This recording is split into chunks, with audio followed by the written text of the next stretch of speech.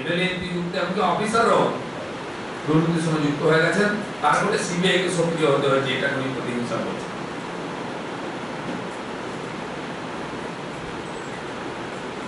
আধার card বারবার এসছে ওনার কথা, আগেও বলেছেন উনি সারা দেশে আধার কার্ড নিয়ে কোনো সমস্যা নেই, কেন্দ্র সরকার টাকা দিয়েছে, ফ্র্যাঞ্চাইজি লাগিয়েছে যাতে সবাই আধার কার্ড করতে পারেন, কিন্তু মমতা ব্যানার্জি তার বিরোধিতা করছেন, জানি না কিসের সমস্যা।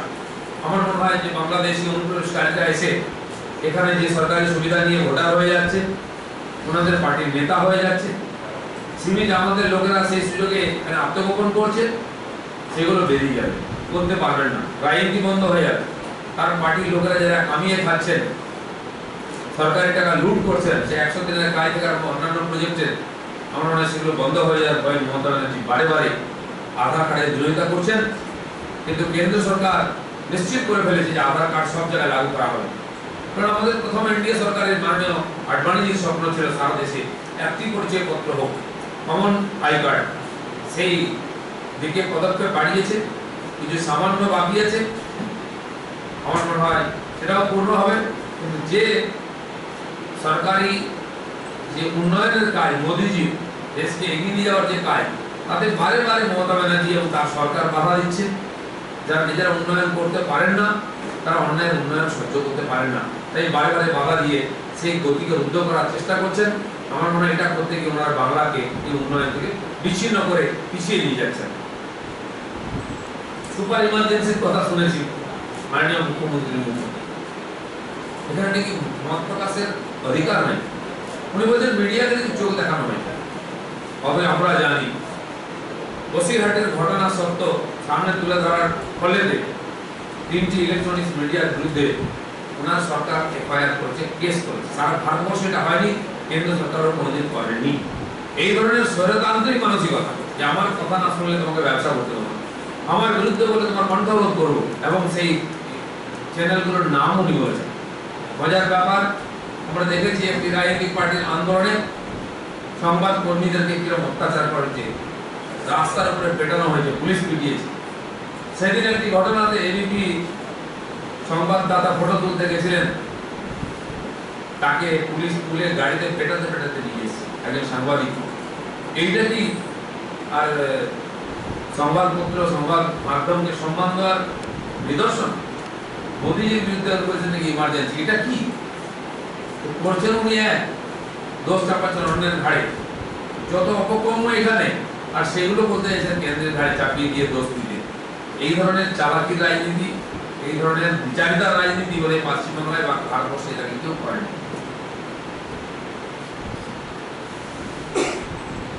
উনি বলেছেন যে মানুষ, পশ্চিমবাংলার মানুষ বিজেপির বিরুদ্ধে নাকি লড়বে 10 কোটি লোক। আমরা দেখতে পাচ্ছি কার হয়ে পশ্চিমবাংলায় মানুষ লড়ছে। দার্জিলিং 1 মাস ধরে আগুন জ্বলছে, টিএমসির কোনো প্রতিনিধি ওখানে নাই, টিএমসি ঢুকতে পারছে না, কোনো পুলিশও থাকতে পারছে না, সেন্ট্রাল ফোর্স দিয়ে ওখানে শান্তি রক্ষা করতে হবে। বারবার কান্নাকাটি করছেন আরো ফোর্স বাড়ান, কেন দিচ্ছেন না? অথচ সেই ফোর্স কিন্তু আওয়াজ করেন। বসিরহাটে দাঙ্গা লাগলো, সাম্প্রতিক হিংসা হলো, তার প্রতিনিধি নির্বাচিত এমএলএ কে লোক পিটিয়ে এলাকা ছাড়া করেছে, তার বাড়ি ভেঙেছে, থানা ভেঙেছে।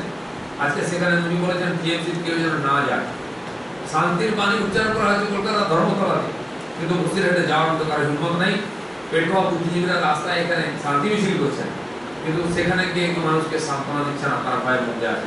মমতা ব্যানার্জি কোনো প্রতিনিধি বা পুলিশও ওখানে ঢুকতে পারছে না, কারণ মানুষ এদের উপর ক্ষুব্ধ। আজকে চোপড়াতে আমাদের যেখানে কর্মীকে হত্যা করা হয়েছিল, এত জনরোষ, এমএলএ প্রতিনিধিরা যাচ্ছেন, তাদেরকে লোক আটকে পিটিয়েছে, পুলিশকে আটকেছে, তার গাড়ি জ্বালিয়ে দিয়েছে। 2-3 জন এসটি মহিলার উপরে যে রেপ হয়েছে রায়গঞ্জে, তার পরিণাম কি হচ্ছে? হাজার হাজার মানুষ এসে পুরো শহরকে দখল করে আগুন লাগিয়েছে দোকান পাটে, টিএমসির অফিসে, আইএনটিউসির অফিসে। কারণ কি? টিএমসির প্রতি মানুষের জনরোষ আজকে বিস্ফোরণ ঘটেছে। পুলিশকে তো কেউ আজকে রেয়াক্ট করছে না, পুলিশকে সামনে তোলা হচ্ছে, পুলিশ মার খাচ্ছে, অপমান সহ্য করছে, নিজের দোষটা পুলিশের ঘাড়ে চাপিয়ে দিচ্ছেন। সেখানকার পুলিশ অফিসারদের উনি বদলি করেছেন, পাহাড় থেকে করেছেন, বসিরহাট থেকে করেছেন, রায়গঞ্জ থেকে করেছেন। এইভাবে কি পাপ চাপা দেওয়া যাবে না দোষ ঢাকা দেওয়া যাবে? সমস্ত চালাকি রাজনীতি হচ্ছে। উনি বলেছেন এসটি ধার্মিক সংখ্যালঘু কেউ নাকি সুরক্ষিত নয় ভারতবর্ষে। পশ্চিমবঙ্গে সুরক্ষিত আছে। 2 বছর আগে নদিয়া জুরানপুরে 3 জন এসসি পরিবারের ব্যক্তিকে খুন করেছিল ওখানকার জিহাদিরা। অতি সম্প্রতি রায়গঞ্জে যে ঘটনা ঘটেছে, এসটি মহিলাদেরকে দিনের বেলা তুলে নিয়ে গিয়ে ধর্ষণ করা হয়েছে এবং তাতে ওনার পার্টির লোকেরা যুক্ত, পুলিশ বাঁচাতে গেছে বলে তাই পুলিশ এবং টিএমসির বিরুদ্ধে জনরোষ ফেটে উঠেছে। কোথায় এসটি এসসি আজকে সুরক্ষিত? এই অন্যকে দোষ দিচ্ছেন। উনি দেখেন এই পশ্চিমবাংলায় যারা অত্যাচারিত হচ্ছেন মহিলারা বেশিরভাগ এসটি বা এসসি। যে পরিবারগুলো যাচ্ছে যেখানে খুন খারাপি হচ্ছে বেশি, রাজনীতি হিংসা হোক, গ্যাং ক্লাস হোক, ওনাদের পার্টিতে সব জায়গায় এসটি এসসি বা সংখ্যালঘুরা মারা যাচ্ছেন। ওনার কি অধিকার আছে আজকে কেন্দ্র সরকারের প্রতি দোষারোপণ করার, মোদীর দিকে আঙুল তোলার? নিজের দোষটা চাপার জন্য অন্যকে দোষ দিচ্ছেন। এটা ধীরে ধীরে আজকে পরিষ্কার হয়ে যাচ্ছে। আমরা এই মমতা ব্যানার্জির যে শোষণের রাজনীতি, হিংসার রাজনীতি, এর বিরুদ্ধে আমরাও জনমত সংগ্রহ করব। আগামী 9 আগস্ট ভারত ছাড়ো দিন থেকে টিএমসি শোষণ ছাড়ো এই ইস্যুতে আমরা সই সংগ্রহ করব লক্ষ লক্ষ লোকের কাছে।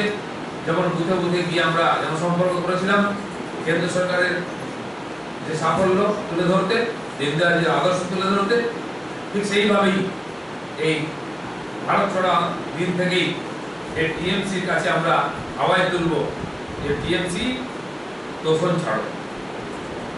সেজন্য মানুষের কাছে গিয়ে আর সই সংগ্রহ আমরাও করবো এবং জনজাগরণ করব। আমি একটা মজার জিনিস দেখলাম, আমরা জানি সরকারি অনুষ্ঠানে বা রাজনৈতিক পার্টির অনুষ্ঠানে শেষে জাতীয় সঙ্গীত পাওয়া, এখানেও হলো আজকে 21শে জুলাইয়ের সভাতে। আর আমরা জানি যে সবচেয়ে শেষে হয় জনগণ মন, তারপরে কোনো অনুষ্ঠান হয় না, সমাপ্তি ঘোষণা করা হয়। জনগণ মনের পরে মুখ্যমন্ত্রী নতুন করে ভাষণ শুরু হয়, গান বাজনা হলো, হয়তো নিচে নাচানাচিও হয়েছে, আমরা দেখতে পাইনি কারণ সেটা আপনারা দেখাচ্ছিলেন না। তো এই ধরনের অভিনব সভা, এই ধরনের যাত্রাপালা দেখার সুযোগ প্রথমবার সুযোগ হলো। একজন মজা করে বললেন যে প্রত্যেক দিন তো 1 ঘন্টার জন্য এবিপি আনন্দ আমরা দেখিয়েছি, খুব পপুলার শো, 1 ঘন্টা, কি নাম আছে ঘন্টাখানেক, সুমনদের সঙ্গে আমরা দেখি ঘন্টাখানেক, কিন্তু ঘন্টাখানেক যাত্রাপালা বছরে একবারই দেখা যায়, সেটা লোকে খুব আনন্দ নিয়েছে।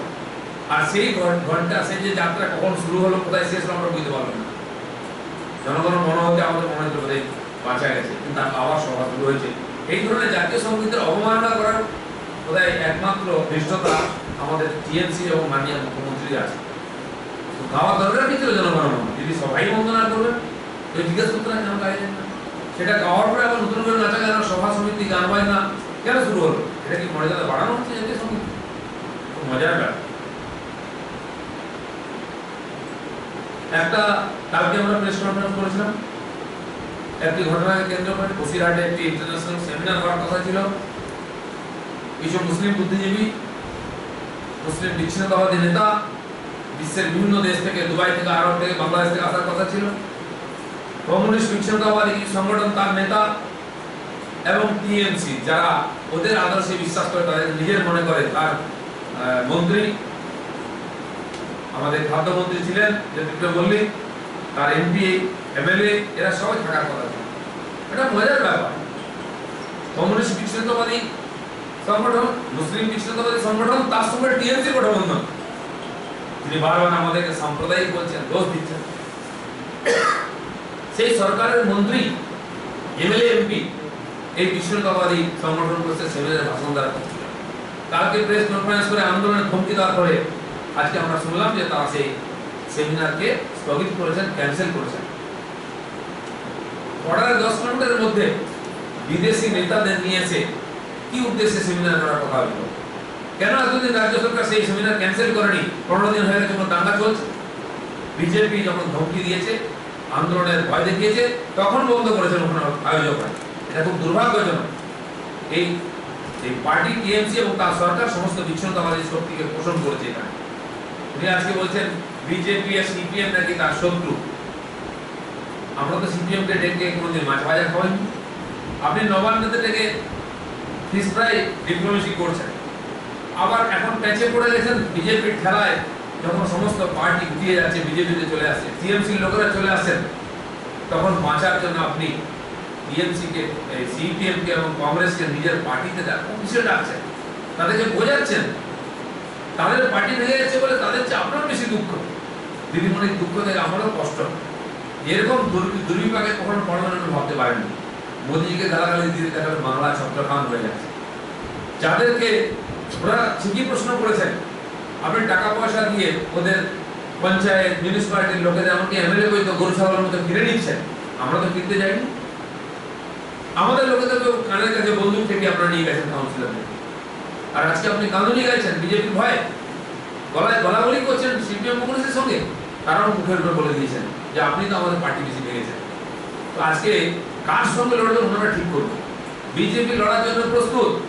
এই দ্বিচারিতা, এই হিংসার রাজনীতি, দুর্নীতির রাজনীতি, সাম্প্রদায়িক রাজনীতি পশ্চিমবাংলায় চলা উচিত নয়। পশ্চিমবাংলার অস্তিত্ব এর জন্য বিপন্ন হয়েছে। তাই আমরা এর বিরুদ্ধে লড়াই শুরু করেছি। মানুষ আমাদের দিকে আসছেন, তাই ভয় পেয়ে গিয়ে ওনারা আজকে টাকা পয়সা লাগিয়ে, লোক লাগিয়ে, ভয় দেখিয়ে 100 দিনের যারা কাজ করেন, যত সরকারি কাজ করেন, সবাইকে তুলে নিয়ে এসে হয়তো রাস্তা ভরানো গেছে কলকাতা, কিন্তু সারা পশ্চিমবঙ্গ জুড়ে কি চলছে? টিএমসি কে লোকে তাড়া করছে, পুলিশের বিরুদ্ধে যাচ্ছে লোকে। কারণ কি? এদের অপশাসন, এদের দুর্নীতি মানুষ সহ্য করতে পারছে না। তাই আজকে শক্তি প্রদর্শন করে হয়তো সান্ত্বনা পাওয়া যাবে, কিন্তু গতকাল যে ঘটনা ঘটেছে, তার নিজের নির্বাচিত এমএলএ এমপিরা মমতা ব্যানার্জির প্রতি অনাস্থা দেখিয়ে হয় মাননীয় রামনাথ কোবিন্দকে ভোট দিয়েছেন, না নিজের ভোটটা ক্যান্সেল করে তার নীতি, তার রাজনীতি, তার দুর্নীতির প্রতি প্রতিবাদ করেছেন। এর থেকে তার শিক্ষা নেওয়া উচিত, নাহলে ভবিষ্যতে আরো খারাপ দিন আসছে। ধন্যবাদ। দুর্নীতির প্রশ্নে উনি বলেছেন যে সারদা আলাদা করছে বিজেপি, লাগাতার সারদা আলাদা করেছে, কিন্তু বিজেপি শাসিত রাজ্যগুলো, বিশেষ করে গুজরাটে 20,000 কোটি টাকার পেট্রোলিয়াম কেলেঙ্কারি, মধ্যপ্রদেশের ব্যাপক কেলেঙ্কারি, উনি প্রশ্ন তুলছেন সেই সমস্ত রাজ্যে ইডি সিবিআই কোথায়? যত ইডি সিবিআই করুন না কেন, উনি বলছেন যা খুশি করুন, আমাদের কিছু যায় আসে না। It's a challenge. চ্যালেঞ্জ থাকলে উনি সিআইডি কে আমাদের পেছনে লাগাচ্ছেন কেন? যদি উনি কোনো দুর্নীতি না করে থাকেন, সোজাসুজি বুক খুলিয়ে বলতে যাও যে সিবিআই বা ইডির দপ্তরে জবাব দিয়ে চলে আসবেন। এত ভয় পাওয়ার কি আছে? আর বিজেপি কোথায় দুর্নীতি করছে, ওখানে তো অন্য রাজনৈতিক পার্টিও আছে, তারা এটা কেস করতে পারেন। আমরা এখানে সিবিআই কে তদন্ত করাবার জন্য হাইকোর্টে গেছি, সুপ্রিম কোর্টে গেছি। কোর্টের জাজমেন্টে এখানে আমরা কংগ্রেস গেছে, সিপিএম গেছে, বলে কোর্ট জাজমেন্ট দিয়েছে সিবিআই ইনকোয়ারি, ইডি ইনকোয়ারি হচ্ছে, আমরা করিনি। ওখানে তো সবাই যেতে পারে, খোলা আছে রাস্তা। উনি যদি বলেন, ওনার কথায় একটা কেউ বিশ্বাস করেন, ওনার পার্টির লোকও বিশ্বাস করেন, কারণ সত্য কথা খুব কম বলেন উনি। তাই ওনার যে আজকে মন্ত্রী রেজ্জাক মোল্লা একটা স্লোগান দিয়েছিলেন, কালীঘাটের ময়না সত্য কথা কয় না, সেটা আজকে ওনার ভাষণ শুনে অনেকেই বিশ্বাস করেন যে একবার রেজ্জাক মোল্লা ঠিক বলেছে। তো সেই জন্য মমতা ব্যানার্জিকে আরোপ লাগাচ্ছেন, তার পিছনে তথ্য কি আছে? দরকার হলে আমরা ওনার বিরুদ্ধে মানহানির কেসও করবো এই ধরনের মিথ্যা কথা বলার জন্য। আমি বলছি যদি আপনার কাছে তথ্য থাকে, কোর্টের রাস্তা খোলা আছে, আপনি যান বিজেপিকে কাঠগড়া দাঁড় করান। পাবলিকের সামনে মিথ্যা কথা বলে লোকে হাততালি পেতে পারেন, এটা কোনো লাভ হবে না। दादा आज सीएम अपने भाषण में बोले हैं कि ये 9 अगस्त से वो हर ब्लॉक में और जिले में पूरे राज्य में भाजपा भारत छोड़ो ऐसा आंदोलन शुरू करेंगे और 2019 में भाजपा को एक भी सीट नहीं देने की आह्वान किया। देखिए जिस समय डिमोनेटाइजेशन हुआ, इन्होंने ये स्लोगन लगा के हर रास्ता के मोड़ मोड़ में लगा दिए बैनर, मोदी हटाओ देश बचाओ, बीजेपी हटाओ देश बचाओ। उसके बाद क्या हुआ, एक और चुनाव हुआ 5 राज्य में, उसमें 4 राज्य हमने जीता। उसके बाद राष्ट्रपति चुनाव हुआ, उसका परिणाम मालूम हो गया, उनके पैर के नीचे जमीन खिसक गया।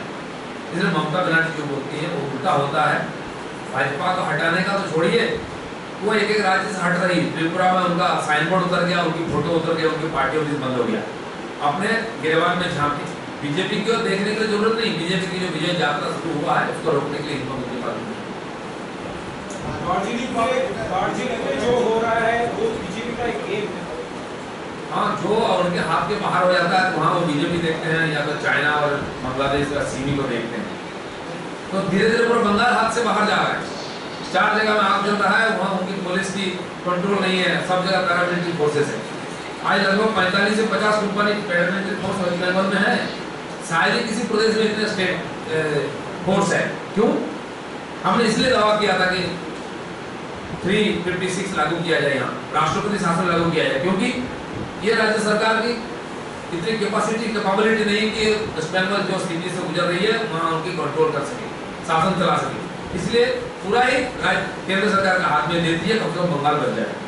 উনি এক জায়গায় বলেছেন আমরা গণতন্ত্রের মধ্যে দিয়ে এসেছি, দিল্লি যদি যেন আমাদেরকে চাকর বাকর মনে না করে, কয়েকটা গুন্ডা বসে দেশ চালাচ্ছে।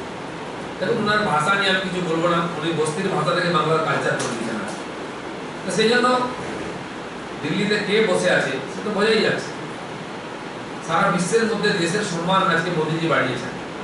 বিশ্বের সমস্ত শক্তিশালী রাষ্ট্র এবং তার রাষ্ট্রনায়করা মোদীর সঙ্গে দেখা করার জন্য, ফটো তোলার জন্য আজকে আগ্রহী। আজকে মোদীজির বিদেশ নীতি বিশ্বের মধ্যে ডঙ্কা বাজছে। যে আমেরিকা একদিন আমরা দেখেছি তার রাষ্ট্রপ্রধান দিল্লিতে এলে ইসলামাবাদ হয়ে বাড়ি যেতেন, তার রাষ্ট্রপ্রধান আজকে পাকিস্তানকে কড়া ভাষায় বলেছেন যে ওটা হচ্ছে সমস্ত টেররিস্ট অর্গানাইজেশনগুলোর শেল্টার। আজ পর্যন্ত কোনোদিন আমেরিকা এই ভাষায় বলেছে? এটা হচ্ছে মোদীজির বিদেশ নীতির আর জয়। এবং সারা ভারতবর্ষের উন্নয়ন, আজকে 2 কোটি মহিলাদেরকে ফ্রিতে গ্যাসের কানেকশন দেওয়া হয়েছে, ফ্রিতে সবার বাড়ির ছাদ পাকা বাড়ি বানিয়ে দেওয়া হয়েছে, পায়খানা দেওয়া হয়েছে। এই যে 1 পয়সা ট্যাক্স না বাড়িয়ে সারা দেশের কোটি কোটি মানুষের কাছে এই যে লক্ষ লক্ষ টাকা পৌঁছে দেওয়া হচ্ছে, তাদের আর্থিক উন্নতি, অন্যান্যভাবে কৃষি বীমা সব রকম করা হয়েছে। এটা হচ্ছে প্রমাণ যে মোদী সফল এবং এগিয়ে যাচ্ছেন। মমতা ব্যানার্জি আজকে নিজের রাজ্যকে বাঁচাতে পারছেন না, কেবল দান খয়রাতের রাজনীতি করে ইলেকশন জেতা যায়। এটাকে গণতন্ত্র জয় বললে বেশি বলা হয়ে যাবে। যদি তাই হতো, আজকে বিজেপি যে পপুলার হচ্ছে ওয়েস্ট বেঙ্গলে, প্রত্যেকটি বাই ইলেকশন আমরা ভোট বাড়াচ্ছি এবং সেকেন্ড পজিশনে চলে আসছি, এটা সম্ভব হতো না। তাই নৈতিকভাবে আমরা জিতছি। ইলেকশন সামনে আসছে, আবার পঞ্চায়েত পৌরসভা, সেখানে গায়ের জোরে ভোট হচ্ছে, লোককে ভোট দিতে দেওয়া হচ্ছে না। যদি উনাদের মনে হচ্ছে পাবলিক ওনাদের সঙ্গে আছে, একবার ফেয়ার ইলেকশন করে দেখুন, কোথাও টিএমসি ঝান্ডা বাজে। 9ই আগস্ট থেকে বিজেপি ভারত ছাড়ো শুরু হচ্ছে।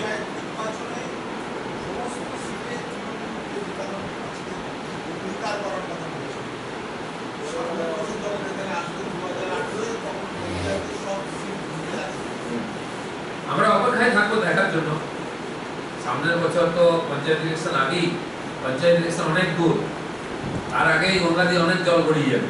কে ভেতরে থাকবে, কে বাইরে থাকবে, কে সরকার চালাবে, পরের বছর এই ধরনের সভা আদৌ হবে, কোথায় হবে তার তো ঠিক নেই। 1 বছর অনেক দেরি, কয়েকটা মাস দেখা যায়।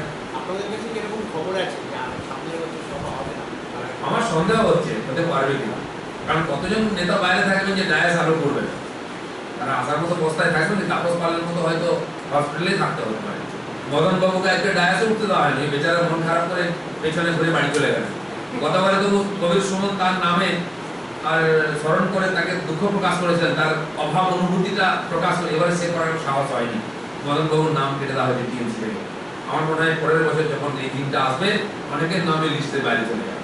কিন্তু পরের বছর বিজেপির কি অবস্থান হবে? 9ই আগস্ট থেকে মুভমেন্টের ডাক দিয়ে 9ই আগস্ট থেকে আমরা বুথ স্তরে যাব। না না না, বিজেপি ভারত ছাড়ো আন্দোলন শুরু করছে। সে তো একবার করে দিয়েছেন না, মোদি ভারত ছাড়ো। और ये कमिंग जो पार्लियामेंट इलेक्शन है उसमें एक भी सीट बीजेपी को नहीं मिला। আরে ও বাইকটা করতে তো রাখবে এটা বাংলায়। আমি একটা রিঅ্যাকশন চাইছি যে বিজেপি ভারত ছাড়ো এই মুভমেন্ট শুরু হচ্ছে আগামী 9ই আগস্ট থেকে। পরে আগের বার উনি বলেছিলেন বিজেপি মোদি হটাও দেশ বাঁচাও, যে ভারত ছাড়াও জন্য ওনার কাছে। তো সেই জন্য উনি যে যখন স্লোগান দিয়েছেন আমারও 2-4টা রাজ্যে আরও জিতে যাচ্ছে। ওনার এই প্রোগ্রাম শেষ হতে হ্যাঁ কয়েকটা ইলেকশন হবে, বিজেপি আরও এগিয়ে যাবে। বিজেপিকে ভারত ছাড়বে কিনা দেখবেন না, উনি বাংলা ছাড়ানো হয়ে যাক, এটা দেখুন।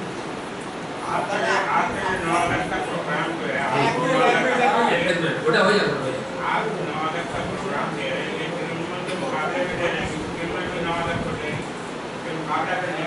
मुकाबला तो हम करेंगे हर क्षेत्र में, इसमें कोई शक नहीं है। लेकिन हम भी चाह रहे हैं जिस प्रकार की यहाँ दोषण की राजनीति, एपीसमेंट की पॉलिटिक्स हो रही है और भ्रष्टाचार की पॉलिटिक्स चल रही है और यहाँ हिंसा की राजनीति हो रही है, ये बंगाल के लिए ठीक नहीं है।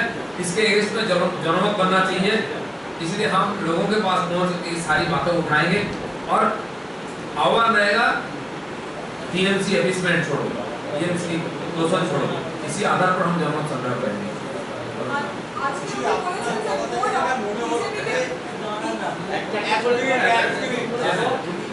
বলছি আপনার কথা থেকে যেটা পঞ্চায়েতে মোকাবিলায় রাজনৈতিক মোকাবিলা করার চেয়ে আপনারা সিবিআই বা সিবিআইকে হাতিয়ার করার চেষ্টা আমরা গণতান্ত্রিকভাবে জিতে কেন্দ্রে সরকার বানিয়েছি 284 সিট, গণতান্ত্রিকভাবে জিতে 18টা রাজ্যে ক্ষমতায় এসেছি। তার ব্যতিক্রম পশ্চিমবাংলায় হবে না, শুধু সময়ের অপেক্ষা। আজকে বিজেপিকে গো-রক্ষসের দল বলেছেন। আসলে গোভক্ষক আর গোরক্ষক এই দুটো লড়াই ভারতবর্ষে চলছে। ওনারা কোন দিকে আছেন সেটা ঠিক করে নিন। আমরা দেখেছি কেউ কেউ চৌরাস্তায় দাঁড়িয়ে গরুর মাংস খেয়ে এর প্রতিবাদ করেছেন, অথচ পাড়ায় গিয়ে বলেছেন আমি মুরগির মাংস খেয়েছি। এরকম বুদ্ধিজীবী এখানে আছেন। তারা যদি তার যোদ্ধা হয় তাহলে সবার কপালে কষ্ট আছে। আমরা গোরক্ষকদের সঙ্গে আছি, কিন্তু আইন শৃঙ্খলার মধ্যেই আছি। 9 अगस्त को जो प्रोग्राम है वो एक बार हिंदी में फिर से बता दीजिए क्या है।